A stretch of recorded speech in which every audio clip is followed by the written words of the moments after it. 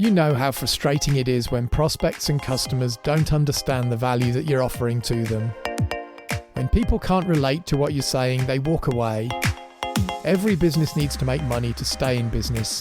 So the question is, how do you make that connection and how do you get people interested in the products and services that you offer? In the Authentic Marketing Podcast, we're going to provide you with a plan. We show you how an authentic approach to customer engagement creates clarity within your sales and marketing, generating more leads and closing sales faster. In today's episode, we're going to take a look at story. We talk with Alister Grigg, the CEO of Fastman, and see how using a storytelling approach can radically improve the effectiveness of communication both with your customers and within your business.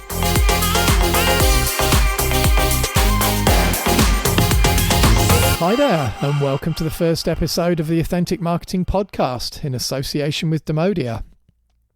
I'm your host, Simon Harvey, and with me today is my co-host, Daniel Kleber. Hi there, Daniel. How are you? And thanks for joining us today. Hi, Simon. Great to be here, and great to meet with you, listeners. So, sales and marketing has never been easy, and over recent years, I think things have only got more confusing for many businesses. With the rapid shift to digital marketing that we've seen in the last few years, I know that many of you listening today have struggled to find approaches that work for your business. Do you try social media? How do you use AdWords? What is SEO? What's the difference between email marketing and marketing automation? How do you set up a CRM, or why do you even need one? These are all questions that I've asked myself and all questions that I've been asked over the years. Having trodden this path myself when I started Demodia, I really understand the pain that you're going through, and that's why I created this podcast. I want to be able to help others like you that are going through the similar struggles to what I've been. So throughout this podcast, we're going to make your life easier by giving you a plan. I'm going to give you some simple steps in each episode that you can follow that will make your marketing simple and effective. So, welcome, Daniel, and thanks for joining me here. So when you volunteered to help us out with the podcast, I know you thought it was going to be an easy way to get out of your regular day jobs. Just to provide you wrong, I'm going to start off with a quick test. Before we started this podcast, Daniel, we had our regular internal staff meeting. Quick memory test for you now. Can you tell me what it was that I said that we were going to do during this week? What was it we talked about in this meeting? We talked about organizational restructuring and how we are going to define the role of each staff member. That's pretty good. You were listening. Good to hear. That was pretty easy, though, let's be fair. So let's push you a little bit harder. Can you explain to me something that you heard on one of the recent HubSpot training videos, perhaps, that you were watching? Yeah, I'm doing the CMS implementation exam at the moment. I remember the guy talking about having an implementation plan, managing customer expectations, migrating from another CMS, and all that. Yeah, again, not too bad, but it was something that you were doing last week. So again, I'd hope you'd remember it fairly well. How about, let's go a little bit further away, one of the presentations maybe that you saw at Inbound last year? Well, I remember that I was there, but I have to be honest, I don't really remember the presented content. I definitely remember that I had a couple of beers afterwards. That's probably more like the trouble. I'm sure you spent more time thinking about the beers and the stories you were telling with the girls afterwards rather than thinking about the presentations. So, yeah, I'm sure you probably got a lot out of the sessions at the time. But I think you've proved my point. You know, that was only October last year and your memory's already fairly fuzzy about that. Let me try and push it back even further just to sort of prove things. How about this? Tell me a story that your parents told you or something that you saw on television as a child. Let me think. One of my oldest memories is watching Yu-Gi-Oh!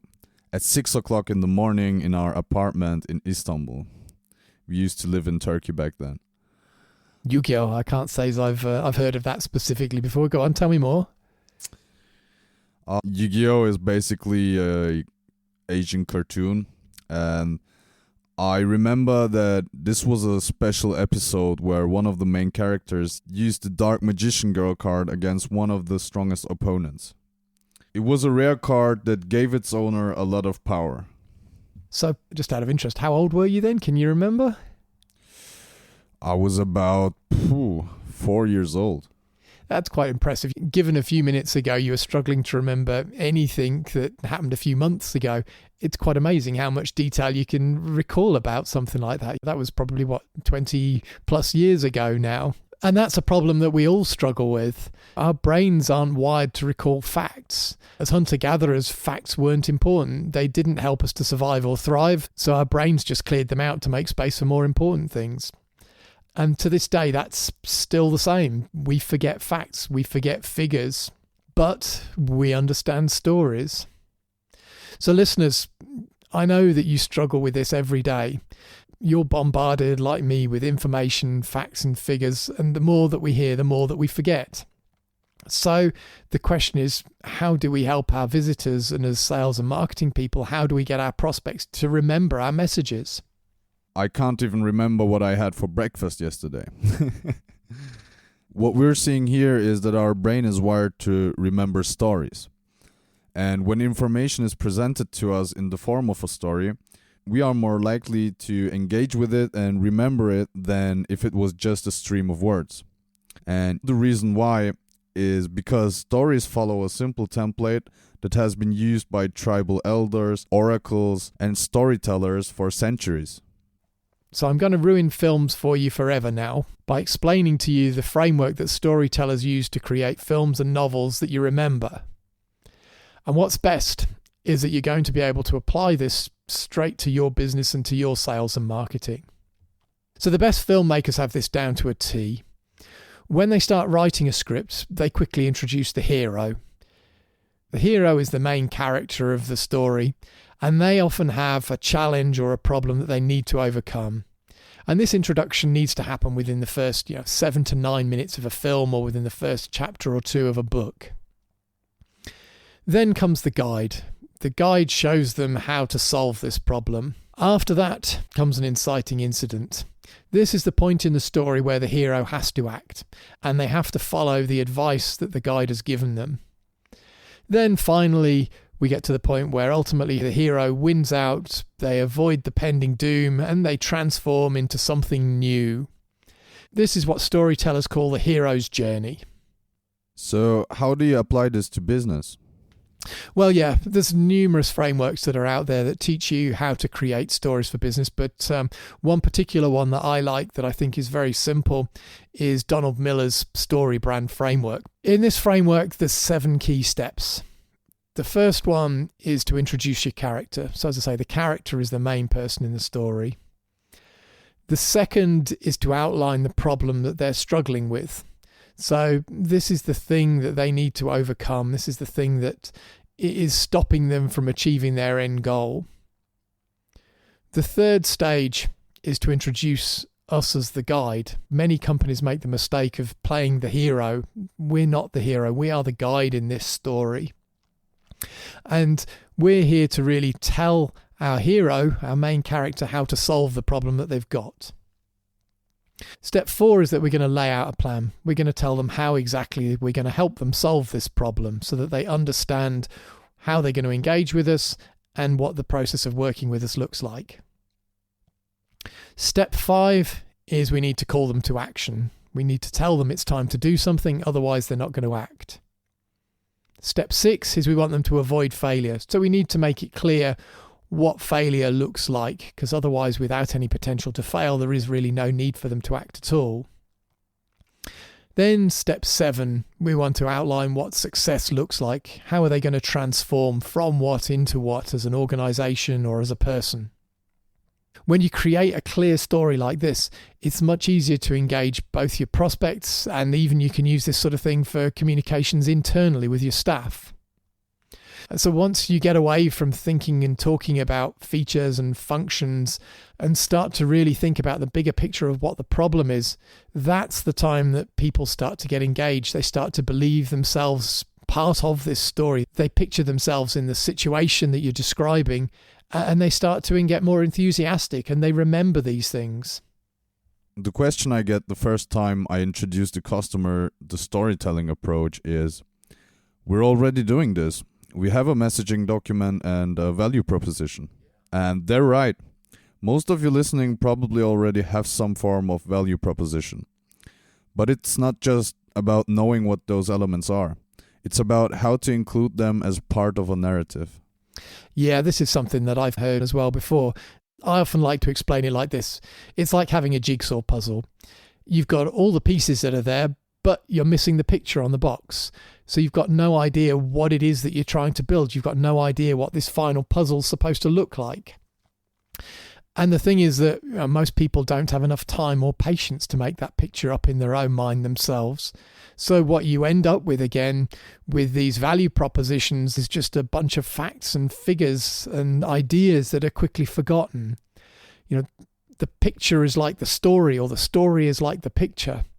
Once you have that picture, you know what you're building. And once you've got the story, you know how to pull all these pieces together, and your memory actually remembers that much better. So creating a compelling story is not just showing to your audience what you're going to do in a crystal clear way, but also making it really easy for them to remember. So earlier this week, I had the chance to talk with one of our great customers about exactly this, and to hear more about how having the right story has helped them to make their sales conversations easier. Alister Grigg is the CEO of Fastman, and he was struggling to get his prospects and partners to understand the value that his company was bringing to their business. Alister talks about how storytelling changed his approach, not just to selling, but to running his business. I know you're going to learn a lot from this interview with CEO of Fastman, Alister Grigg.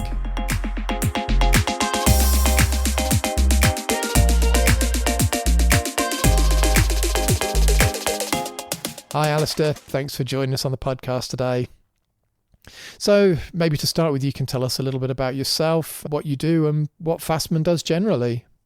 My name's Alister Grigg. I'm the Managing Director of Fastman. And Fastman's a company that's been in existence since 2006. We specialise in information management, primarily on the OpenText and SAP platforms. And we've been working with Simon and his team for a good number of years now. So we've been talking a lot about storytelling on the podcast today. We've done quite a bit of this work together, I know, in recent years, but I think it'd be interesting for our listeners to hear a little bit more about some of the challenges that you were having getting your messages across to customers and even internally to staff. So the problem we were having was that we weren't providing a consistent message to customers around our solution sets, if you like. So we were quite comfortable going to customers and talking about the products, what features they have and how they would benefit from them. But as time goes on, customers are more interested in an overall outcome and they want to know what you do in their context. So you've got to translate what you do and what your solutions do for a customer. So what is it that a customer actually is looking to get out of a relationship with not just your products, but with you, the company? So that's really important. But it's also important for us to be able to understand the sorts of vision that we have in the outcomes that the customers are achieving with the products. So the brand story does that for you. It gives you the ability to be able to visualize the end state, if you like, so you can explain it more clearly, but in words that the customer is comfortable with. That they don't feel they're being overly sold to, you know? You mentioned then that before you reviewed the way you talk to customers, there were times when they didn't understand exactly what you were trying to get across. You know, when you know you've got the perfect prospect lined up and you know that they could absolutely benefit and use Fastman's products and services, how did that make you feel? You know, how did it make you feel when they just don't engage with you because maybe they didn't understand the benefit or didn't see the problem that you were trying to solve? Well, it doesn't make you feel very good, does it? Because you put a lot of effort and work into your products over the years and into your company, and you see the customers who are successful, and when you break down why they're using your products and what they're getting out of them, and then you look at other customers or other prospects who you're talking to, and they don't get it. When you send a message to somebody, it's always your job to make sure that that gets to them in a way they can consume. So you've got to look at yourself first. If you believe the message is correct, and you believe that the product is appropriate for them, then I think it's incumbent on you, the person sending the message, to look at how you're sending it. Because if the message is not received, that makes you feel frustrated.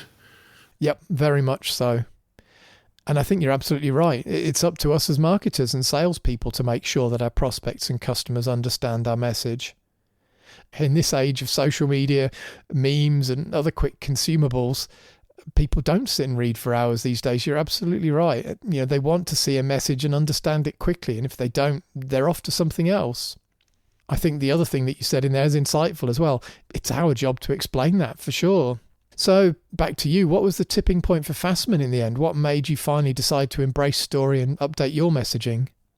The timing coincided really well, because at the same time as we started working with you on the brand story, we packaged the products up into solution sets.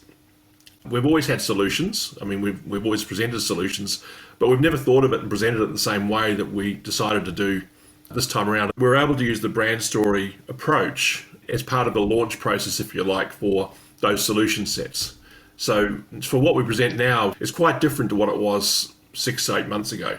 You're right. One of the first tasks that we performed when you asked us to look at this was a review of your existing content. And I seem to recall there was quite a large disconnect between the messages that people were seeing on the website and what your sales guys were presenting to them in their own presentations. Some of the content we saw was more business focused. Other bits were much more technical focused. Everybody seemed to have their own take on things, their own spin, even though you're all trying to sell the same thing. So, yeah, I mean, it wasn't surprised that customers were confused, really. I think previously you could see a specific customer would get the message, right? If it was the right audience and it was the right group of people, you could see the technical people would get it, but you had to make sure you had those people in the room. And that was one of the problems, that when you approach a customer, it's always hard to get the right people in the room.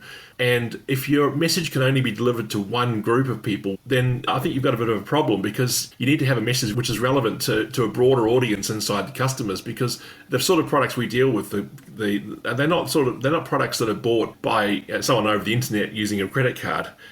They're generally bought by a group of people, or get consensus across a group of people before a decision is made to implement them and use them. Yeah, that idea that technical people in the room aren't the ones to hold the credit cards is absolutely spot on. I think many of the new business owners that we talk with as well overlook that when they're working on their pitches. This is something that I know we went through with you, Alister, but let me introduce the storytelling framework that we use to our listeners that maybe aren't so familiar with it. So it consists of 7 simple steps.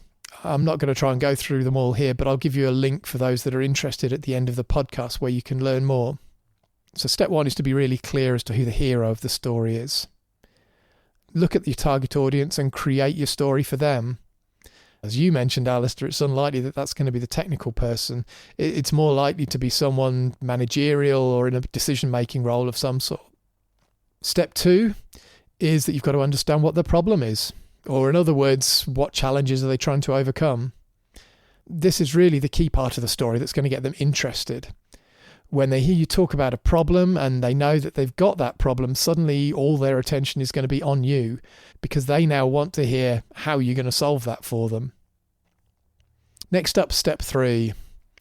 There's only one hero in any good story. And as that role's already going to be filled by our customer, we need to position ourselves, our company, as their guide. So I like to think of something like Star Wars with Obi-Wan and Yoda. Their job and our job is to guide the hero and help them overcome the challenges that we identified previously. Then comes step 4. This is the idea of giving them a clear plan. Heroes in stories are helpless characters. We talked about films earlier, and prospects are much the same as that. We need to clearly outline a few simple steps that they can follow in order to take action and engage with us. So, I know we went through that whole process with you, Alister, in a lot more detail than that. It sounds like a lot of work, and it's a very different approach, I know, to what you guys were doing before. What were your initial thoughts about this approach when we originally introduced it to you? I know it was something that was quite new to you. I was open to it because reality is storytelling's always been part of our approach to business. If you think about when you're talking to customers, or not customers, anybody, you're talking to business associates and so on, you often tell stories to stress a point or to give an example of what you're talking about. You often do that. But what you don't do is you don't have a framework. Storytelling itself is something we've always, I say always, a lot of us do throughout our working career automatically, but we don't do it with structure. And realistically, I'll be straight, it doesn't take a lot of work. Once you've got the structure, it's actually fairly straightforward. And as you talk about the steps, it's obvious that it doesn't take long for that to become habitual. You just say, okay, how am I going to approach this? Who's the hero? Who's the villain? What's the success look like? That sort of stuff. Yeah, I think you're being relatively modest there when you say it doesn't involve much work. But yeah, it really was great to see the whole team involved in the process. You know, we had the development folk involved, we had salespeople in the room, and we really did dig into the various parts of your story over the course of a couple of workshops. A thing that to me was amazing to watch, though, was over that time, how everyone's whole concept of communication and how to communicate your product really evolved in people's mind. It moved from these small technical conversations and focusing on very, very specific individual challenges to a much more holistic view that everybody agreed on. So how have things changed for you at the moment, Alister? Have you seen changes in your overall alignment, or what's the transformation behind the scenes been within Fastman? So when we go to partners now, we can go to partners with a broader story. When we go to those partners, we can talk to them about data transformation, which before we would just talk about a specific product. So that's one area we can use it in. The other area, interestingly, I think is internally. So I think I've mentioned to you before that I use this method internally now for the team. So when I'm talking to them about why we're investing in certain areas, or why we're going to market, or why we're doing different things to what they would be expecting or they're used to seeing, then I actually use a little brand story approach in a micro way, even just for a 2-minute discussion on one of our town halls. I'll use the same thing. I'll say, this is the current situation, this is where we want to be, this is the thing that's causing grief, this is what's in our way. That's really cool to hear. Yeah. It works really well. So it's not just pure marketing, it's also in relationships and internal messaging. We do a lot of webinars at various points, and I see the results in terms of the number of people we're getting to the webinars. Even when we do the simple invitations and the follow-ups and so on, I'm seeing that. I'm also seeing a bigger response from our partners to those activities. Fantastic. Now, it's always good to hear that the hard work was really paying off, and paying off across the board, and not just on the original website that we were working on. Given how successful this has been for you, where do you think Fastman would be today if you carried on doing your marketing the way that you were before? If we'd kept doing what we were doing before, I think we would have been fine in terms of our sort of sales model and our operations, but I don't think we would have been as comfortable with the message we're giving to people. I think we would have been piecemeal still. I would have been still fighting the battles against individual people's perception on things. And that would have been frustrating.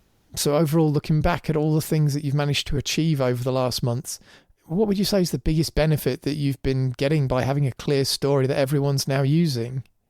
A little bit more comfort, a little bit more confidence. I say a fair bit more confidence, actually, not just a little bit. A fair bit more confidence that we actually add value to our customers, and we as an organisation deliver value.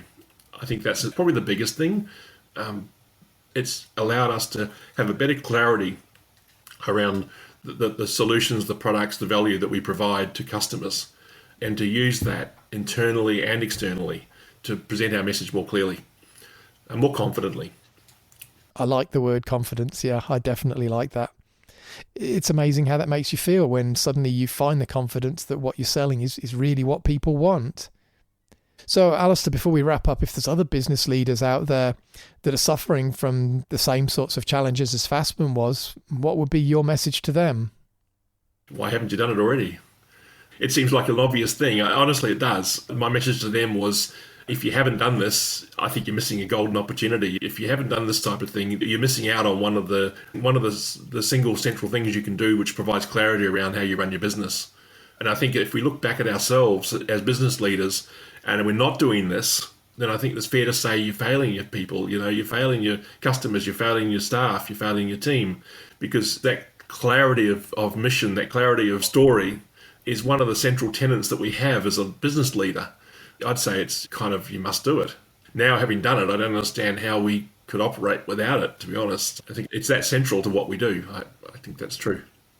I've got to say, I think that's a pretty powerful way to end.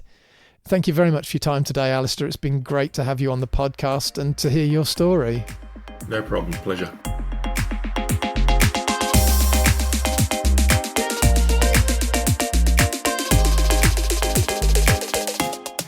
That was amazing to hear the success that Fastman had by rethinking their approach to communications and using storytelling throughout their business. Thanks for joining me, Alister. It really was great to have you on the show today.